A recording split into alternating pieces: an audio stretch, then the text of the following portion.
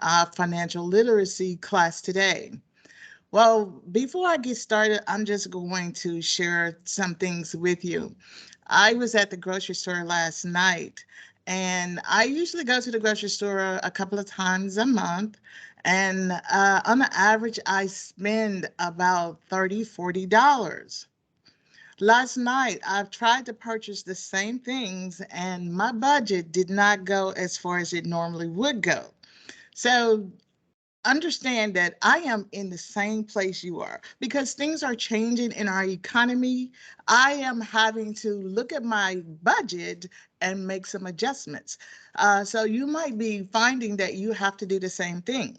So today, hopefully, you're going to get some tips on how to do that. Today, we will determine your personal obstacles to budgeting. We will create a format to track and analyze your spending. We will list your short and long term goals, and we will discuss the importance of debt reduction and emergency savings. And finally, but not least, we will apply strategies to manage your day to day spending.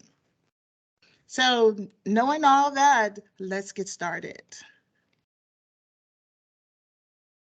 Budgeting is the process of creating a plan to spend your money. Budgeting can help you in these ways. Budgeting helps you live within your means. When you budget your money, you create a clear picture of where your money is going. By using a budget, you can see where you might be spending too much money in certain areas and change your money habits for the future. Budgeting helps you pay down debt. Budgeting helps you save for a future and emergencies.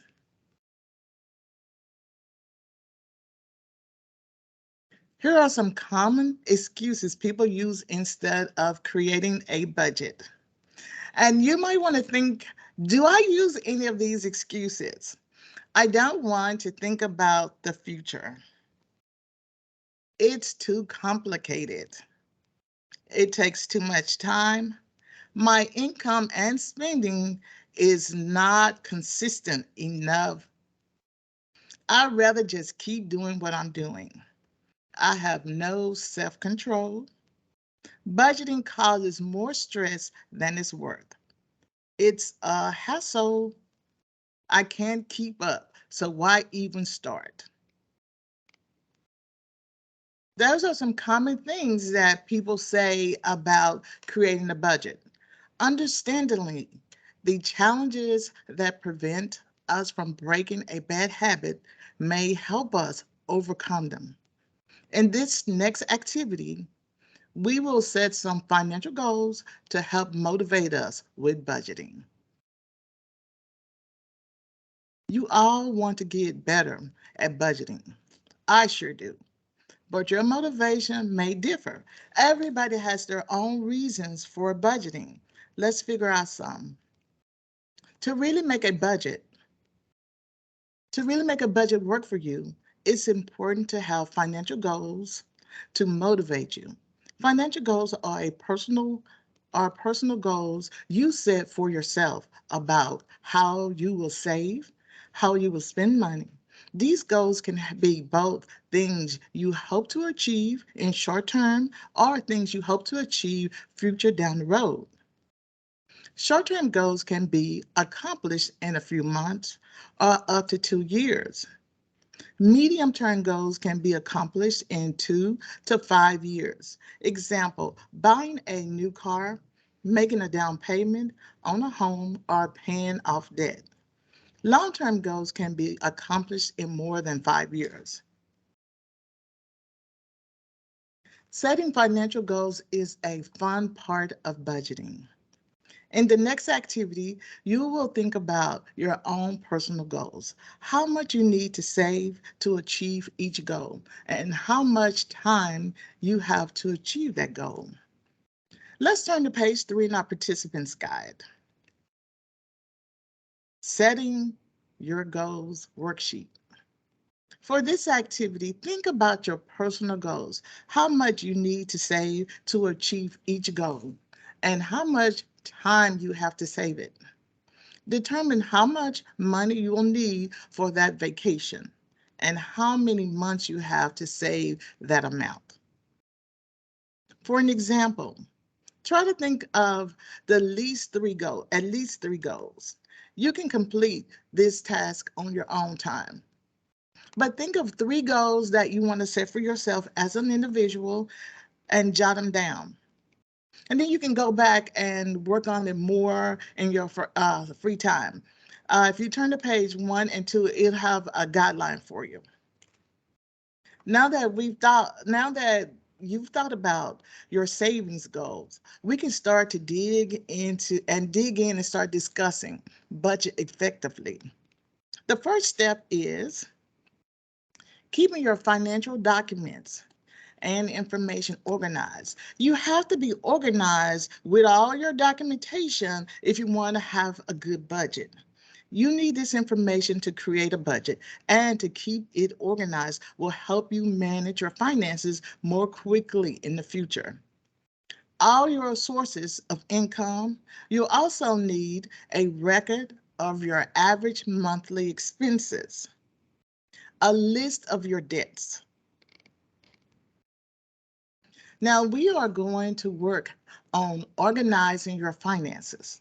The first, you will need a complete list of all your net income, the amount your paycheck after taxes and other deductions. If you're self employed or work odd jobs, this is your adjusted income after quarterly self employment taxes are taken out, but wages may not be your only source of income. You may also receive bonuses, child support, and other source of aid or income. We've included a table where you can list your income in your participants guide on page 3. List all your sources of income in the left column and the amount you receive in each in the right column. Next, you'll need to record your monthly expenses. This includes everything from housing to gas to entertainment, any expenses you may have. Often, often you can access this information by looking through your bank statements and receipts. Some financial institutions may also offer this as an online feature on their website. There are many free tools to help you document your spending. The Consumer Finance Protection Bureau has an expense tracker on their website. And there are a lot of computer software suites which have spreadsheet templates that you can use. In today's time, there are also tons of apps that you can use. You can download them on your phone or your desktop, and most of them are free to use. And of course, some financial institutions may also offer this feature in their online banking. And finally, there's always the good old-fashioned pen and paper. You'll get a more accurate picture of your average monthly spending if you track your expenses. We've included space on page 4 in your participants guide, expense tracker. We've included space for you to track your expenses. When you go through the expense list, make note if each item is considered a want. Something you have but could live without, like I have cable TV as a need, but is it really a need? Can I live without cable TV? Today, I don't feel like I can live without cable TV, but if I'm really in a pinch, I think I could. And I think you can too. Sometimes you have to make some really tough decisions. And that doesn't seem so tough, but if it's your only source of entertainment, it could be a little tougher.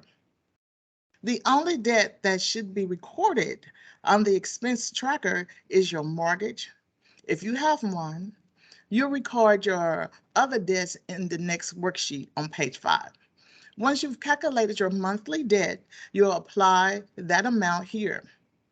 For now, spend some time listing what expenses you have before we move on.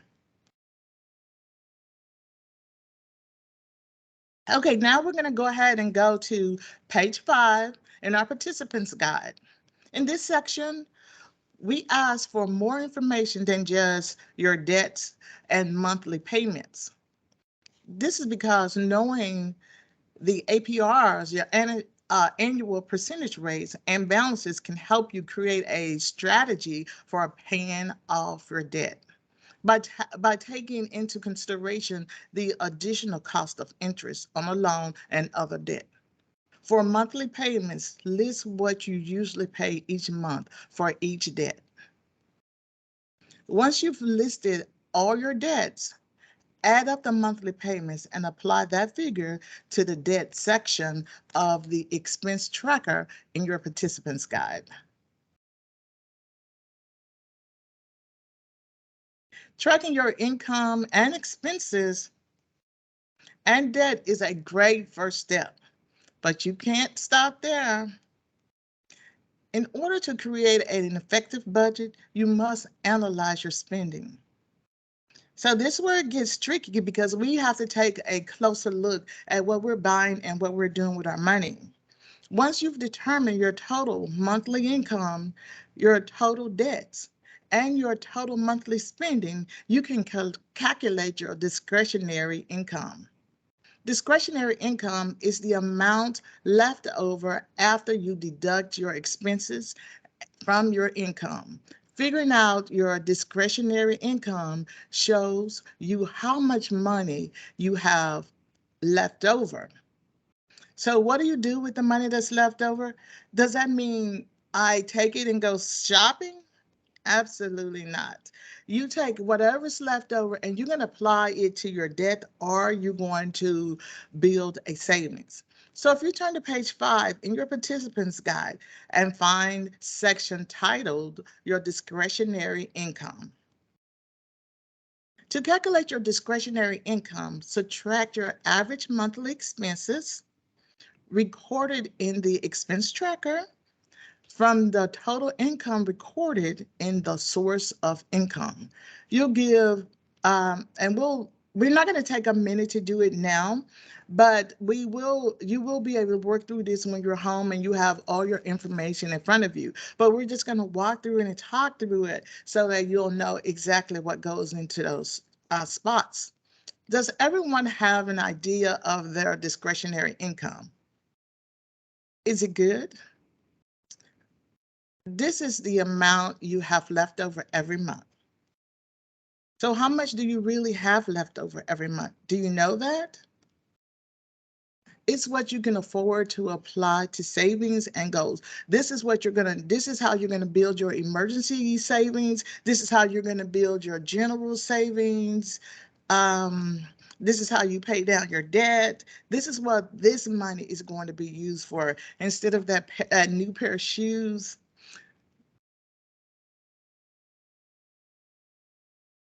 have anyone heard of the 50-30-20 budget rule? We're going to talk a little bit more about that. The 50-30-20 budget rule is a commonly quoted financial rule of thumb. The idea behind the 50-30-20 rule is that you should split your expenses into 3 categories: wants, needs, and savings. Savings and debt, they're kind of together. 50% should go towards things you need to live, such as rent, groceries, and utilities. And this is where you really have to ask yourself, is this a want or is this a need? And you have to be as honest with yourself as possible. And no one else can really answer these questions but you, because you have to decide what's more important in your life. Then there's 30%. 30% can be spent on things you want but don't necessarily need, such as eating out, shopping, and entertainment. And then there's 20% should be applied to savings and paying down your debt. Paying down your debt does not include minimum payments.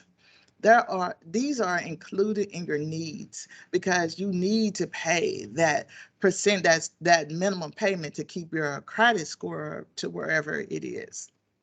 The 50-30-20 rule aims to be a flexible strategy to use when you're managing your budget. Turn to page 6 in the participant's guide and find find the section titled the 50-30-20 budgeting rule. Now that you have an idea of the recommended budget, you can figure out how close you are to following it by analyzing your expenses. Go back to your expense tracker on page 4, where you initially labeled your expenses as wants and needs.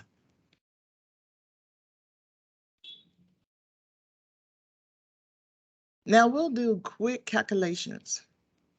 You may need to use a calculator for this one. Turn to page 6 in your participant's guide to locate the section calculating percentage spent, needs and wants. Add up everything spent on your needs and wants, and then divide the two totals by your income. And if you need to move the decimal 2 points over, please do so. You should now have a good idea of how well you're following the 50-30-20 budgeting rule.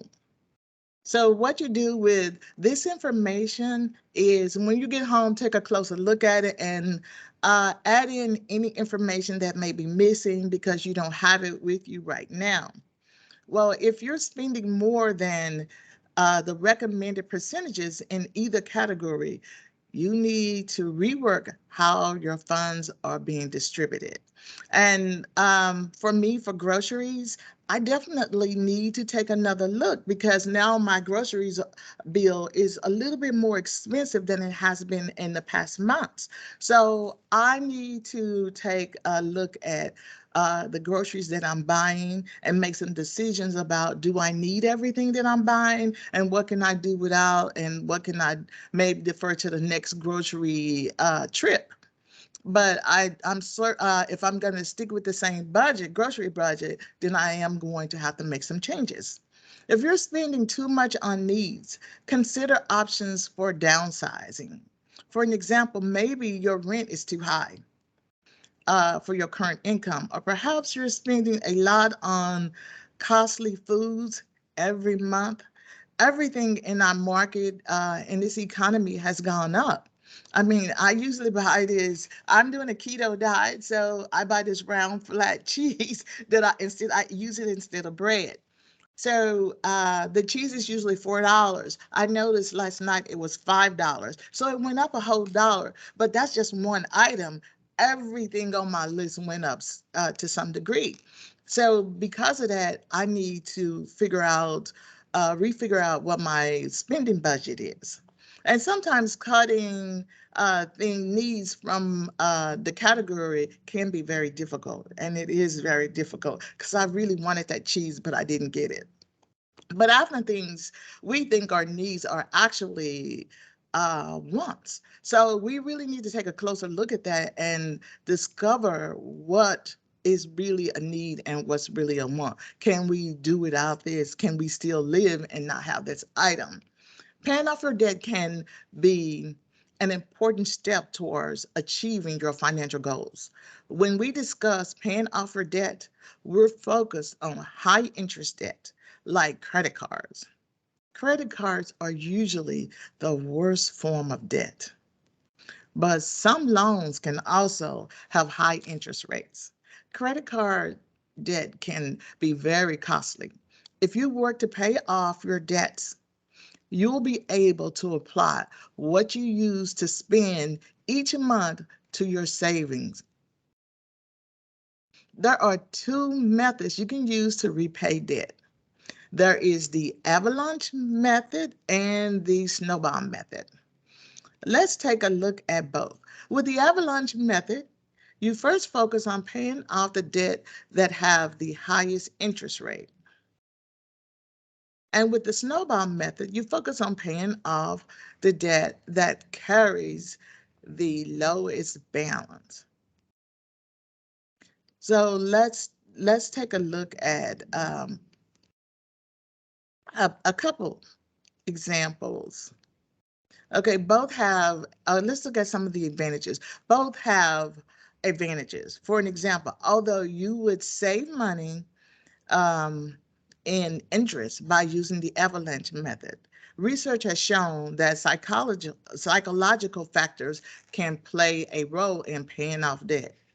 Paying off even a small balance can make you feel good about yourself and motivates you to continue paying down your debt. Whatever method you use, the important thing is to stick to a strategy to pay down your debts so you can begin freeing up more funds to put towards your savings goals. Speaking of saving goals, does anyone remember what saving goals we included in the Setting Your Goals worksheet in your participants guide? Let's take a moment to discuss the importance of creating emergency savings. How many of you ever experienced a financial emergency? I mean, something unexpected that happened that required a large sum of money.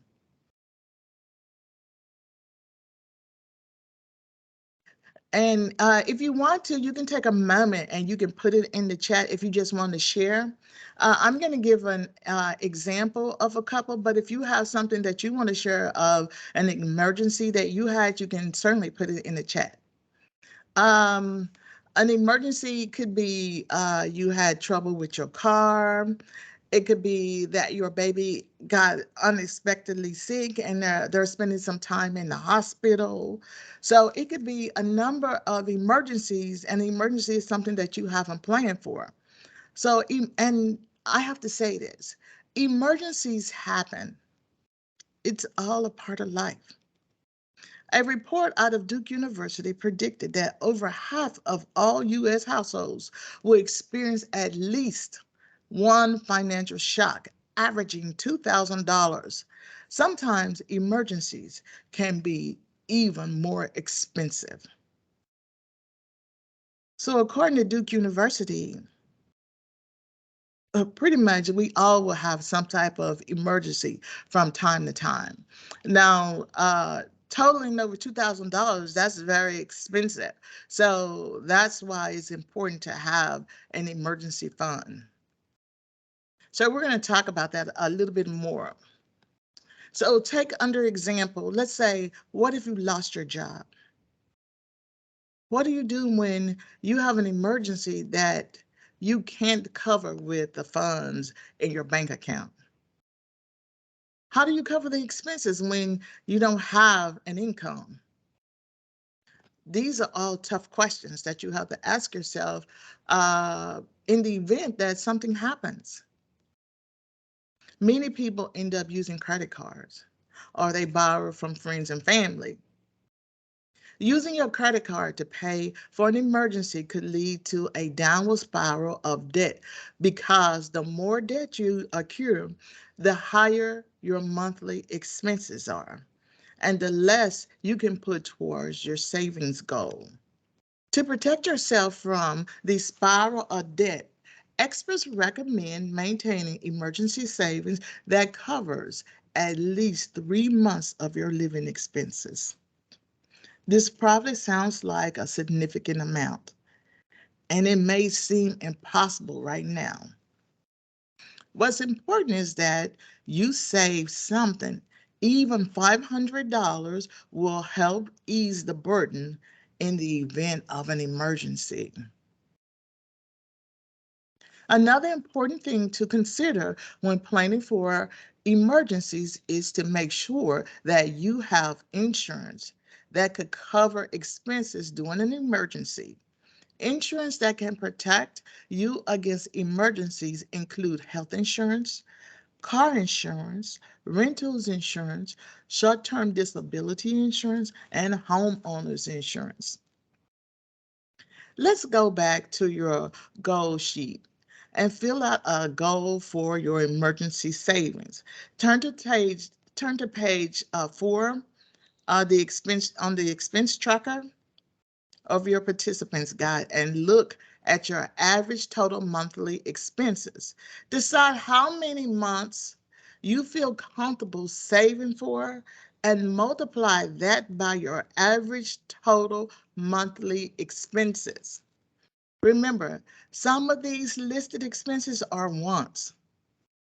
In the event of a long term emergency, you will probably cut these expenses considerably. So your overall monthly expenses would be less.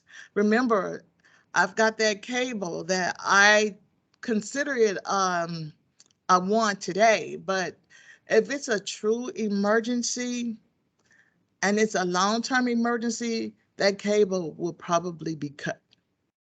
Remember, some of these listed are just are wants. So keep that in mind that some of them are wants and your expenses will be cut considerably.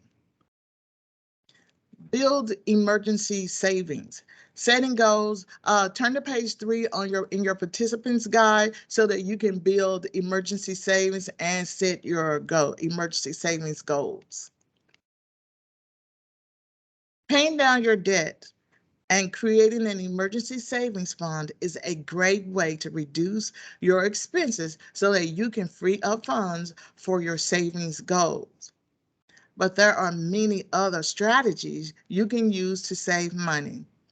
Some involve changing your habits, and some involve changing your mindset. Let's go over a few of these strategies now.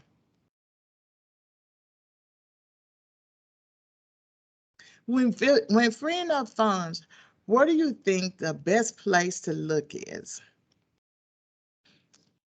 If you're thinking wants and needs is the first place to start, reducing your wants is an excellent way to free up funds.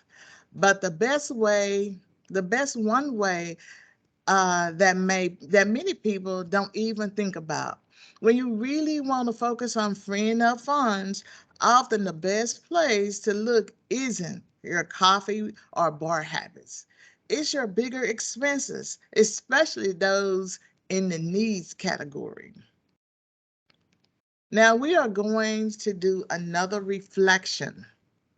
This time, we're going to go through your expenses and really think about what you can do to free up some funds.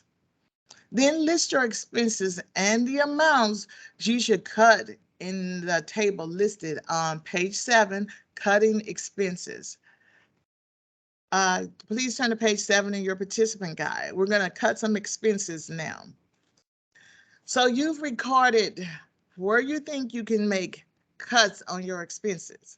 In this next section, we will talk about some more everyday strategies you can use to free up funds. The first place to look in reoccurring expenses, like the Netflix, Amazon Prime. These are the policies you agree to and the contracts you sign and then often forgot about. How many of you shop around for car insurance? Contacting multiple companies to compare rates. That's a pretty standard practice, but when it comes to following up, even the most responsible of us can get a little unfocused. How many of you get new quotes every year? I know I always shop around for my car insurance, but I don't always get a new quote every year. So sometimes I get a little comfortable. I say, I got it all settled. It's already on auto pay and I don't mess with it. But that's something we should look at a little bit more frequently. And how many of you have subscription services like for shopping, gaming, music, meal delivery, that HelloFresh? So how many of you have those that you haven't looked at in a while? And how many of you have or have had subscriptions that you pay for that you don't use often enough to warrant the cost? Like that Amazon Prime, which I absolutely love Amazon, but do I really use it? And those are the questions I'm asking myself because that's a great place to save money. If any of these situations sounds like yours, you're not alone. Once we have a subscription or a policy, we have a tendency to become content, and just stick with it because that's what we've been doing. The second place to look is at your more costly purchases: cars, homes, televisions. How many of you shop around when buying a large item? Right, most of us do. Um, the problem here isn't shopping for the best deal. No, not really. It's in making the right decision. Some experts say that Americans are serial overspenders, often spending more than we can afford, especially for bigger ticket items. We buy too much house, or we get the latest version of our cell phones, even though the older version works just fine. It's important to reward ourselves, but we also need to realize when we are giving in to present bias, allowing short term rewards to take precedence over more important long term goals. Here are some other tips we can use when shopping to free up funds. One, use coupons. Everybody remembers that show. I think it was on TLC where there was extreme couponers. They would go to the grocery store, get all this stuff, and end up paying $1 or nothing. Well, that shows you that coupons work. Coupons definitely work. Use the clearance aisle. There's always something on the clearance aisle in every store. I don't care where you go, there's always something on the clearance aisle. Clearance can sometimes save you 50% to even they're marked down 50% or even 75%. So clearance is a great place to shop. But you want to make sure you check the expiration dates on it. Markdown sites, you can always shop on markdown websites, and of course you can buy in bulk. You can buy in bulk, and you can get it when it's hot. So sometimes you just see a deal and it's hot, you get it, and no, but you have to know that you're going to use that item, or you had plans on making a purchase for that item. You just don't want to get something that you really don't need because it's a good deal. Now, when following these tips, there are some important rules to consider. You will you will avoid the savings if you don't follow these rules. Like when shopping discounts and clearance, be sure to check the expiration dates and carefully examine all items for defects and damages. Saving $10 on a steak isn't really worthwhile if the risk of food poisoning by there's a risk of food poisoning by doing so. You don't want to do that. Don't trust the first price you see. If you're in the market for something you don't usually purchase, be sure to shop around. Don't always trust that it's a good deal because it's the first price you've seen. So make sure you shop around. When purchasing items in bulk, make sure that you can use them in a timely manner, especially before they expire. And finally, don't be seduced into buying something you don't need just because it's a great price. Saving $10 on pet shampoo when you don't have a dog. No, that's not good. These are the money saving tips that financial experts most commonly recommend. But I bet there are tips that many of you use that we haven't discussed today. So if you want to put some of your tips in the chat box, by all means go ahead. We won't have a chance to discuss them today, but if you want to share, please do, because we can all learn from each other.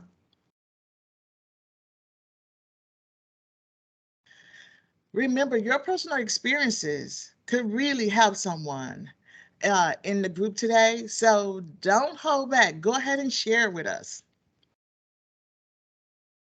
Unfortunately, planning is only half the battle.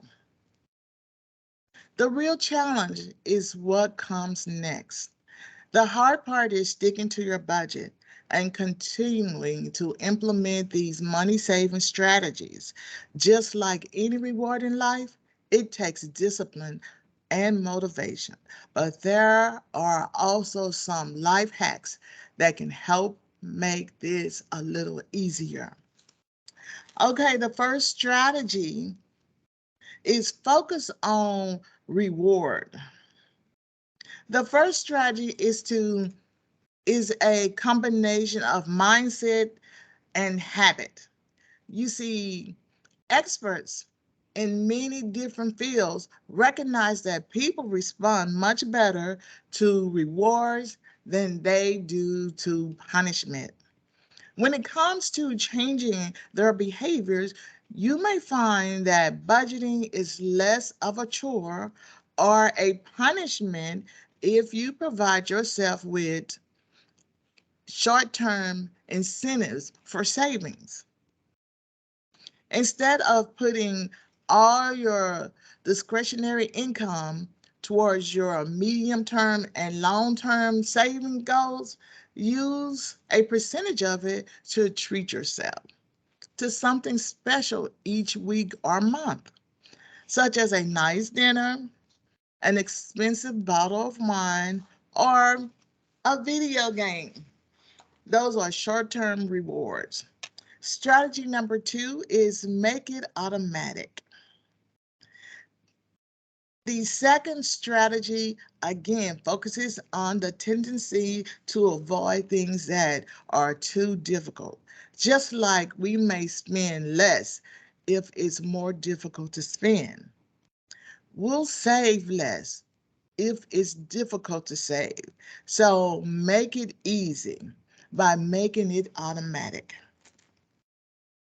Sign up to have a portion of your paycheck go into a design savings account. You can do that every month. You can do it every 2 weeks. Uh, you determine the frequency. Have your retirement contribution come directly to your out of your paycheck. And you can send it to your checking account, or you can send it, but just have it come directly out of your account, and you can send it. You can create a retirement account if you want. Set up automatic bill paying. Once you've paid the balances on your credit cards, sign up for automatic payments and pay off the entire balance each month. This will prevent you from ever owing interest, and you'll still earn points if you have a rewards card. And that third strategy is create buckets. The third strategy I've always already alluded to in strategy number two. This one involves creating buckets for your savings goal. Research shows that if more difficult to save for a specific goal, if you're just using a checking or a savings account, instead create specific accounts for each saving goal. Use a designated investment account to save for your retirement. Invest in products designed for a medium term savings goal. Name your savings account for the goal they are being used for. And the fourth strategy is feedback and reminders. Finally, use technology to your advantage. Research mobile apps, and there are a ton of mobile apps that you can download on your phone that will remind you that it's time to do a certain action.